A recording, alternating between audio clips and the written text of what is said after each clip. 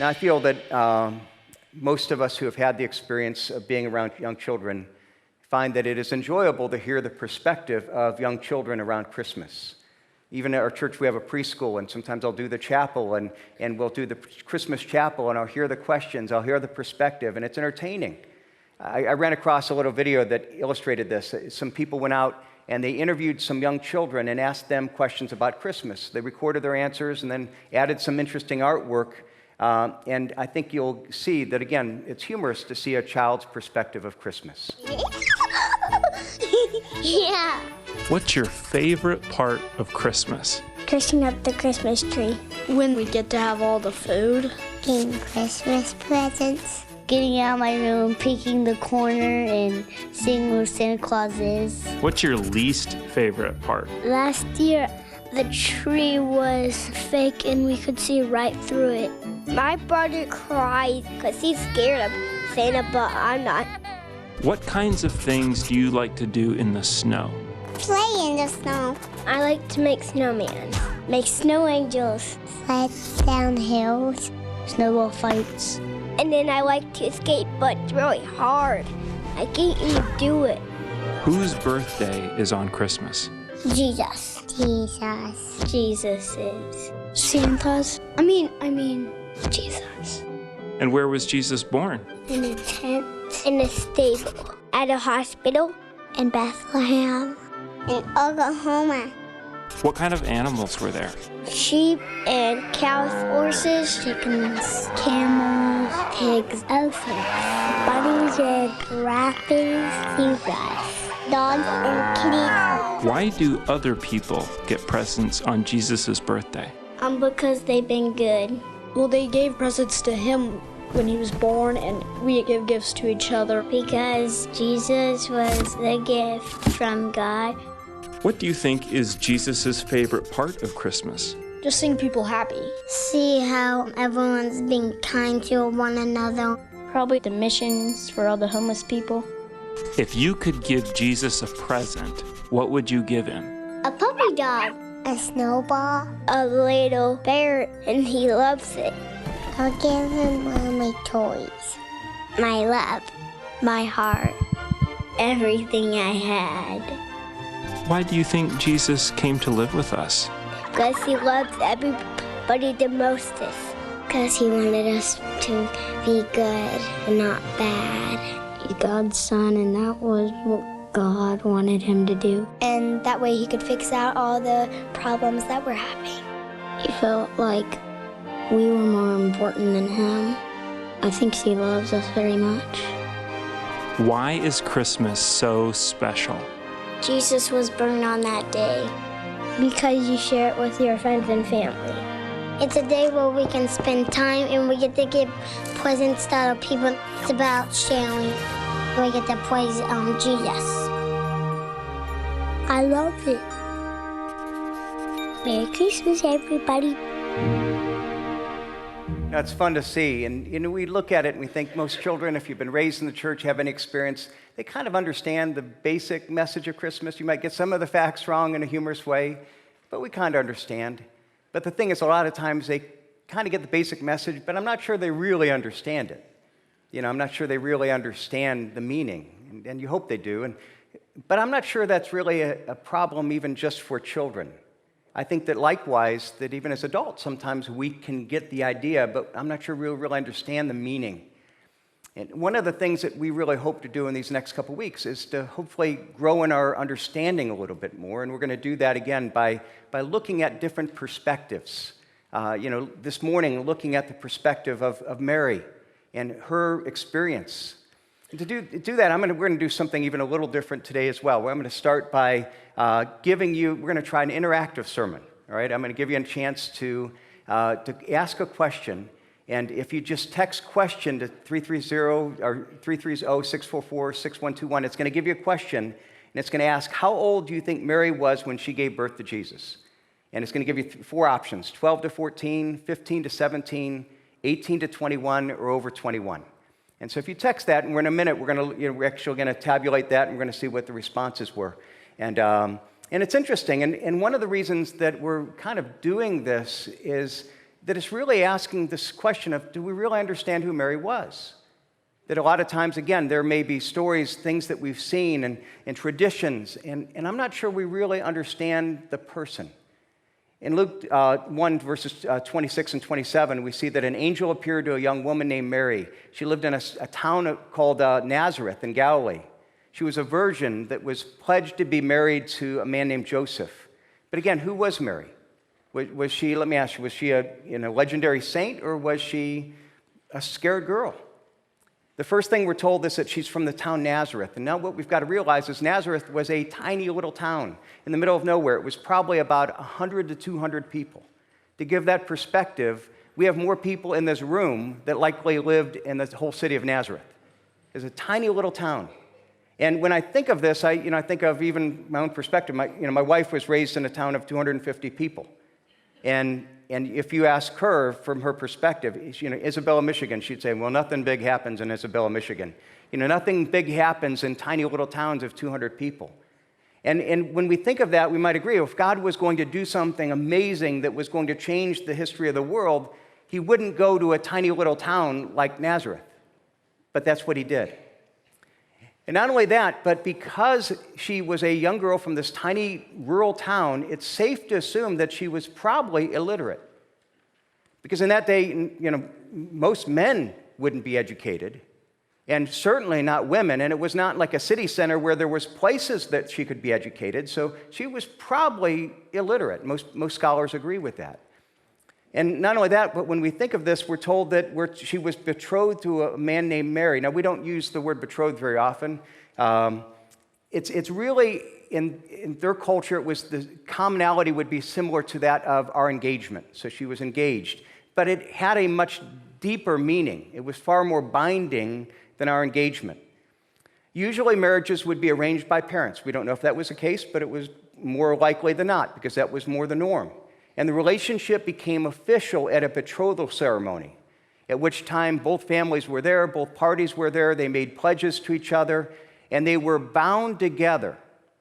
They were, in a sense, considered married, but they wouldn't live together or sleep together for a year. They would have this commitment for a year, in which time they would prove their fidelity, prove their purity, and then after a year, they would come together and celebrate their marriage ceremony.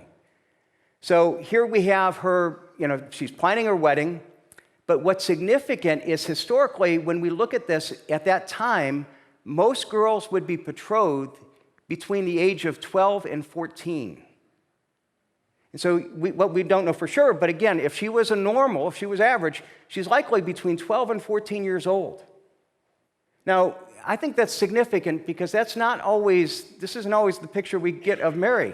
When we think of the traditional picture in ancient art, for those of us who I was originally raised in Roman Catholic Church, you see Mary all over the place. It's often a very, very different picture. You see these pictures of this very older woman, often wearing golden crowns and holding this perfect baby. And if she doesn't have a crown, she's got a halo that surrounds her. And again, she wears these royal-looking clothes. And we have to ask, okay, is this the right picture?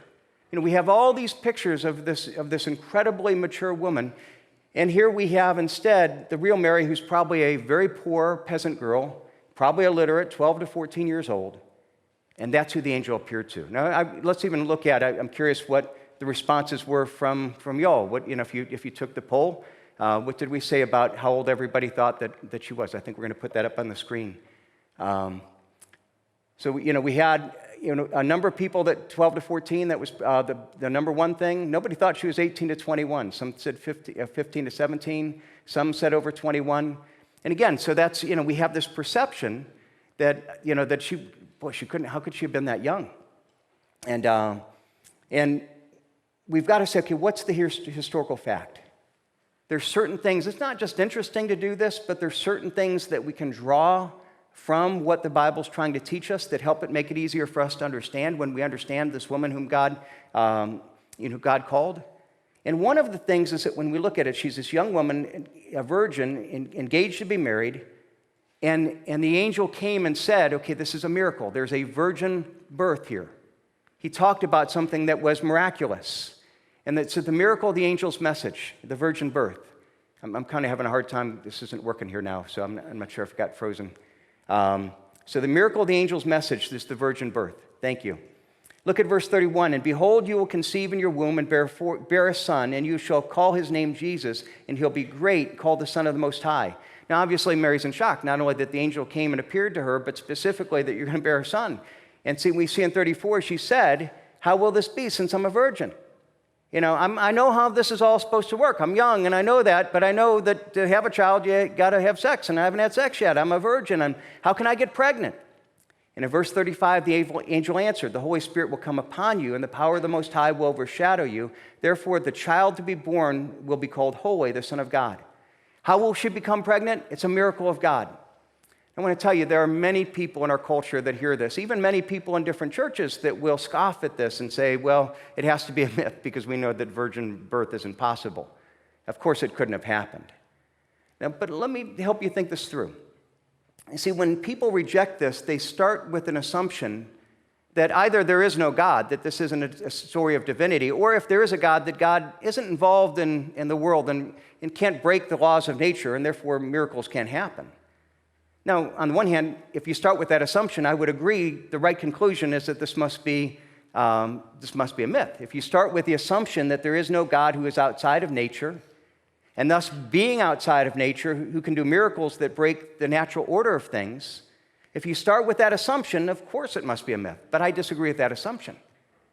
You see, I would say on the other hand, if you start with the belief that there is a God who created nature, there's a God, and everything that we see he created, and as the creator of nature, he must exist outside of nature.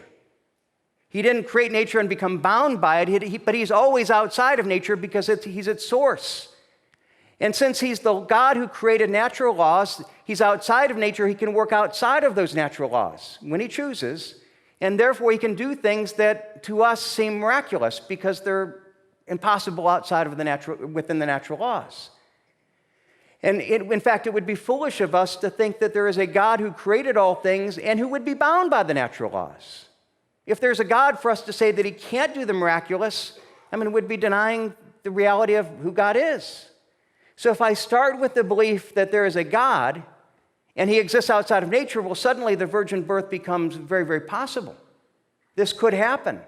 Now, but that's so unusual, and that those things don't happen. Well, yes, that's why the Bible presents it as the great miracle. It was something that had been prophesied hundreds of years beforehand and said, when this happens, you know that's going to be the Messiah. This is only going to happen one time in all history. Only one time is God going to intervene in this way, and it's going to be something that's amazing, something that is impossible apart from God, because this is a very special child. As the angel says, therefore the child will be born and be called Holy, the Son of God. To make it even more clear what that miracle was, the angel appeared to Joseph in Matthew 1, and look what he said there. All this took place to fulfill what the Lord had said through the prophet. The virgin will conceive and give birth to a son. Again, it was prophesied hundreds of years before, and they will call him Emmanuel, which means God with us. That it's not only a miracle that this virgin is going to have a son, but literally the greater miracle. It's a sign of this greater miracle.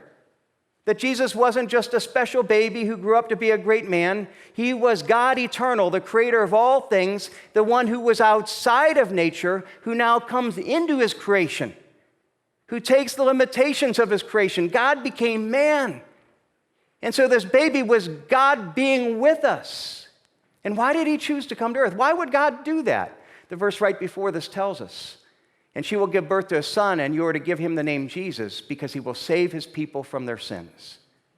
He came to save his people from his sins. We know when we know of the whole Bible that he came ultimately to die on the cross, because in dying on the cross, he took our sins, and he took the penalty of our sins upon us, so that all who believe in him could have our sins forgiven and have a relationship with God.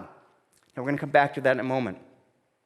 But I want you to think about this. We're going to, again, looking at it from perspective, and we're going to come back to Jesus in a minute, but we're seeing Mary. And when we see, okay, God's doing this miracle, and he's chosen her for this incredible miracle to bear the Son of God. Now, why in the world would God choose her? Many people would believe, well, she was such a wonderful woman, and she had lived such a godly life, and she impressed God so much that God was looking around and saying, okay, who's the person that is most holy that I can choose? But that's not what the Bible teaches. Actually, when you look again at the Bible, what it says is that God chose her not because of her performance, not because of her goodness, not because of her maturity, but because of his grace. Let's go back to the Bible. You see here in Luke chapter 1, verse 28, the angel said, "Greetings, O favored one, the Lord is with you." Now we have to say, what is he saying when he says, "Oh, greetings, O favored one"? And again, what is often misunderstood here is that he's coming and saying, okay, greetings, you have earned God's favor. You have lived a life where God's looked around and he said, okay, I've got to choose somebody, and man, this one's the one. This one, boy, she impressed me. But I want you to start and say, that's why many of the pictures of Mary present this older, mature, woman. You see this old woman, this older woman who had lived a life and had proved it out. But when you think, okay, she's probably 13, 14 years old, it's hard to think that any 13 and 14-year-old has demonstrated that kind of maturity. But the key here is understanding the word that is favored. See, when the angel says that she is favored, that she has found favor with God, the word favored is actually from the Greek word that is translated grace. It means to grace, to honor, to favor. But what's important to see is that the emphasis is not on a favor that is earned, but is a favor that is given by grace. And grace, by its very nature, it means unmerited favor, unearned love, unearned reward. So Mary's favor before God, what it's teaching us here, is that her favor before God was not something that was earned, but it was God's favor given to her by grace. The angel's saying, God hasn't chosen you because you've earned this. God has chosen you because that's what he does. He gives grace to people who don't deserve it. And again, you see it even in verse 30 when he comes back and he said, that you have been favored by God. He's saying, don't be afraid. God's chosen to show you his grace. Now, we might be saying, is that important? Yes, it's really important. Because what we've got to realize is that it's at the core of the Bible's message about having a relationship with him, about what the Bible is about, what Jesus is about. See, it's describing not only how God chose Mary, it's describing how any of us have a relationship with God, how God chooses any of us, how we're saved, how we're loved by God. She was saved by grace. She was chosen by an act of God's grace. And the same thing is true for all who have a relationship with God. We are chosen by God to be recipients of his grace. We're chosen to be recipients of God's favor upon us. And it's not because we deserve it. It's not for the good people that try hard and have kept all the rules. God chooses people that don't deserve it. He chooses people who haven't earned it because it's a gift of his grace, unmerited. So God chose her not because she's good, not because she had proved it, not because she had earned it. God chose her because he's good and because he's loving and because he's gracious. And there's no reason beyond that. Yeah, God could have chosen the wealthy, mature woman. God could have chosen the woman who was educated and knew the Bible, like we often see in the pictures, like we would expect if it was about a religion where we earn God's favor. God could have chosen that. Chosen a woman that was part of a priestly family, but God didn't. He chose Mary, an illiterate 13 or 14-year-old from a tiny town, rural town that knew nothing.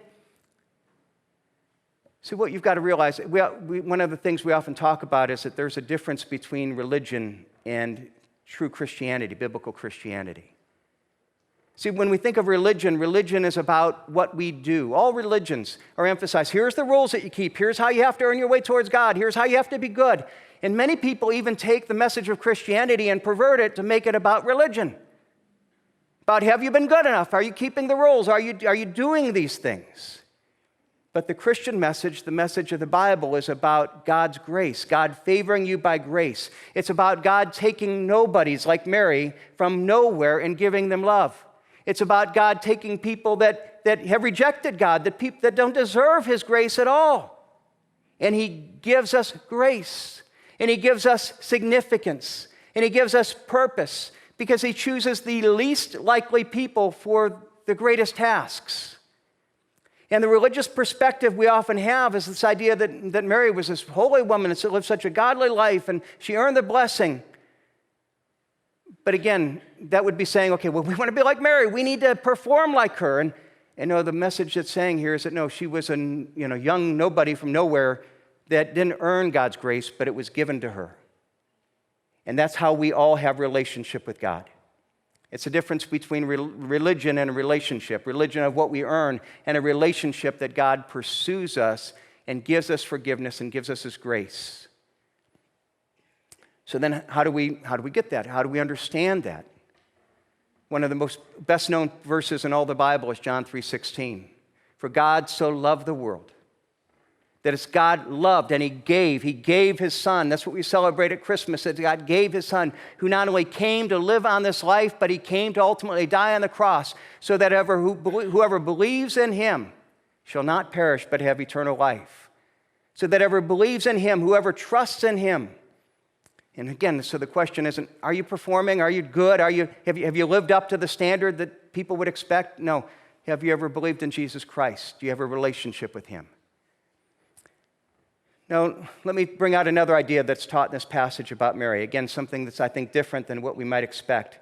See, we often read the story of Christmas and we see this great story of Mary being chosen for this great task, and it's this great, happy event. But what you find is that when you see the whole picture, there was an unexpected nature of God's blessing. The angel came and said, God's chosen for this blessing. But here's how I want you to think about this.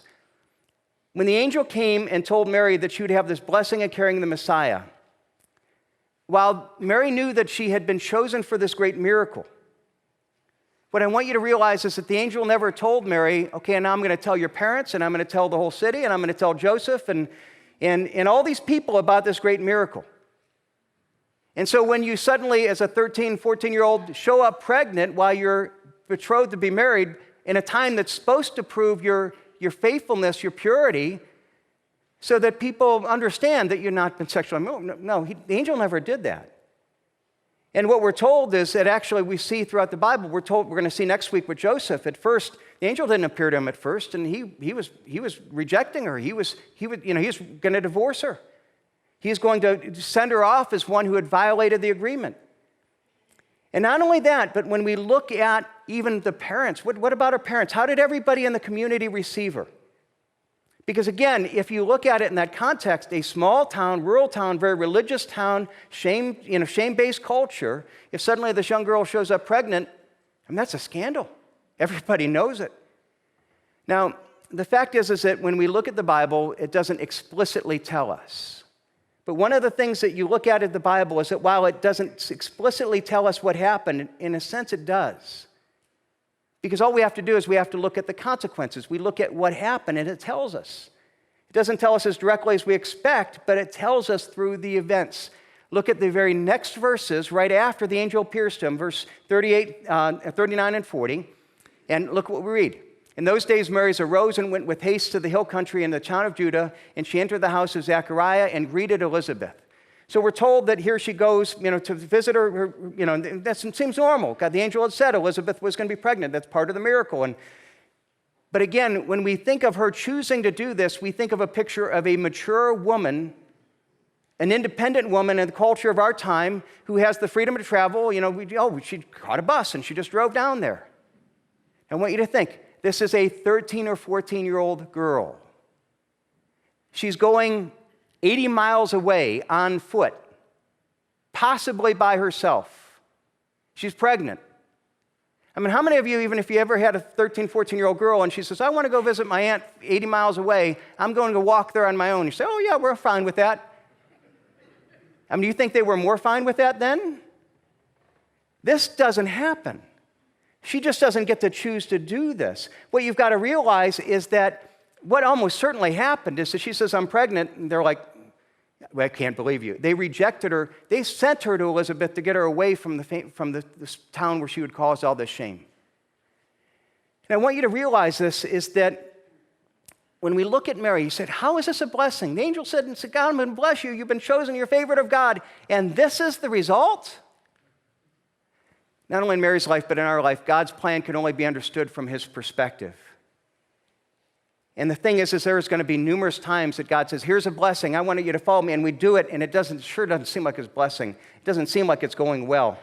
This is something so practical because I see people struggle with this all the time. There are many times that people who, they've attended church, they've worshiped God, they've had a relationship with God, they have a crisis. And then they cry out to God, God, fix the problem. God, I need you to do this. God, answer my prayer. But there's no clear answer. And the result is that many of the people say, well, God can't be good. He isn't trustworthy. And many just reject God outright. Other people, well, they still go to church, but they just aren't involved because they really can't trust God. There's no real relationship because there's no trust. And part of the problem is that we define God's blessing in terms of health and acceptance and prosperity, the things we want. We think the greatest blessings of life are physical. And what we've got to realize is, no, there's a spiritual relationship with God that's deeper, that's more fuller. And the things we want are significant. But there are going to be times that God is going to bless us in ways that make no sense to us. Did this make any sense to Mary when she's rejected? And we're going to see more stuff next week and what happened with Joseph. And the fact is, we're going to have times that we cry out and they don't make any sense. But was God with Mary? Did God bless Mary? Yes. See, with Mary and with us, we've got to realize in the short run, God's plan often won't feel and look like a blessing because God has a perspective that we don't have. All we see is a here and now, and it sure seems like God has forgotten us. God, how could you do this? And there have been times that you have felt that God has not been there, that God has betrayed you, that God has walked away from you. Let me think about Mary. Did Mary feel that at that time? Almost certainly. But you know what? God in time did work. He did not all the ways that she wanted, but you know what? He in time sent an angel to Joseph, and Joseph decided to marry her. And she went to Elizabeth, and Elizabeth understood, and God gave basically told Elizabeth so that at least Elizabeth believed her and affirmed her. And there were more problems that didn't stop. After the baby was born, King Herod's going out to try to kill the baby, but God sent these wise men to come over and to give these gifts to this baby Jesus. And most people believe that then the angel appeared to Joseph and he ran to Egypt. And most people believe those gifts were given to provide the financial support the family needed when they ran to Egypt. God was providing. Not the way that she expected, not the way that she would have ever dreamed. But the fact is, when she believed God, God worked in ways. And it's not only that God works if we give him time. There will be times that it doesn't make sense. It's not only, okay, are you willing to give time? Are you willing to trust God even when it doesn't make sense to say, God, I believe you're good. You got a plan. I just don't see it all. But also realizing that, again, his greatest gifts aren't necessarily what we think and what we want. He came to meet our deepest needs, not to fulfill our desires. And a lot of times what we think we need, that's our desires. You need to do this. I need you to change this. I need you to give a job. I need you to give me this raise. I need you to heal this person. I need you to give me this relationship. God, I need you to do all these things. And are all those things important? Were all the things going on in Mary's life important? Yes, and God dealt with all those in his way and his time. But the main reason Jesus came was to save his people from their sins. You see, the number one problem we have is that we have sins that separate us from God. We're separated in our relationship with God. And if our relationship with God is broken, every other part of life won't work well. And it's only when we understand that deeper spiritual need and we say, God, I need this relationship with you. I realize that Jesus came not only as God eternal, but he came to ultimately die on the cross to take away my sins. I ask you to forgive me. God, I need a relationship with you. You see, only when we fix that deepest part of our life will all the other parts start to fall in order, start to make sense. Will we start to have peace that passes understanding? Will we start to have the wisdom to be able to know how to live life the way that God has called us to live it? So how do we get that relationship with God? It's by faith. And Mary shows us something about what faith is. Remember what we saw. Why did Mary have this relationship with God? Why did God choose her? It was a faith. But it was a faith based on grace, on accepting the gift of grace. It wasn't earned. It's not about religion. It's not about you trying to do good, that if you do enough good things, if you're bad, that God doesn't want you, he's going to reject you. I mean, that's it. Santa Claus that does that. He's looking at whether you're good or bad or whether you get toys or cold. That's not God. The fact is that God looks at it and he says, what you've got to do is you've got to admit that you cannot make me happy. You cannot, you're a sinner. And it's a gift of grace. It's saying, God, I agree with you. I do not deserve it. And my only hope for relationship with you is accepting a free gift that I do not deserve. It's a gift of Jesus. For God so loved the world that he gave his only son, that whoever believes in him shall not perish but have eternal life. See, if you came in and if you've been bound by the message of religion, you're trying to be good, you hope to be good, Mary's an example to live up to, you're going to get discouraged. That's going to beat you down because none of us can do it. But the message of the Bible isn't religion and performance, about God's grace. And the question is, have you ever accepted God's grace? Do you have a relationship with God not based on your performance, but based on his gift of grace? He offers it to you today. Have you ever accepted? And part of accepting it is also surrendering to, accepting that gift of grace is also then surrendering to God's plan. Again, what's powerful is that as the angel appeared to Mary, and he didn't give explanation of how it would work on her life, he didn't promise God would explain it to his parents, and he just said, here it is. And look at Mary's response in verse 38. Behold, I am the servant of the Lord. Let it be to me according to your word. She says, I'm the servant. I'm the handmaid. Basically, whatever God says, I'm going to do. Why? Because I trust God. See, we all have lives charted out for ourselves. We have, she had a life charted out. She had all these things that she had dreamed. I've got the script. I'm marry Joseph, and I'm going to have this great wedding, and the family's going to come, and I'm going to be respected, and we'll have all these children. And suddenly God comes up, and he says, okay, I want you to follow me, but I'm going to change the script. And at first, all she could see is, but you're taking all these things away. And when she said, no, if God's really good, I've got to trust that he's not going to just take things away. He's going to give me blessings. And part of that script is whatever the Lord wants, because I love him and I trust him and I want to let him be God.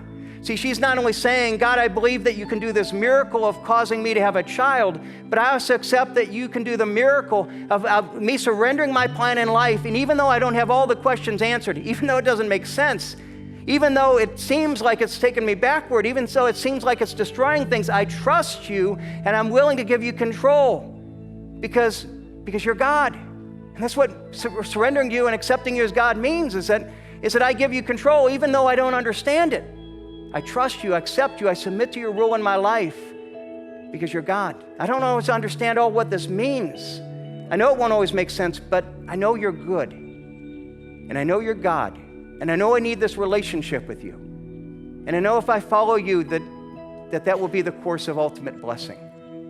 And again, so I close just, have you ever done that? Have you surrendered yourself to God's plan? Have you ever embraced him as your Savior, as your Lord, as your God? And if you never have, I want to encourage you that this Christmas message or season, don't just think about the baby that was born, understand why he was born. And understand the offer of grace that he's given to you. And say, today, have you accepted that offer of grace? Is it yours? Thanks for joining us. If you have any questions about what we talked about, Jesus Christ, our church, or anything else, connect with us on Facebook, Instagram, or by email. We'd love to hear from you.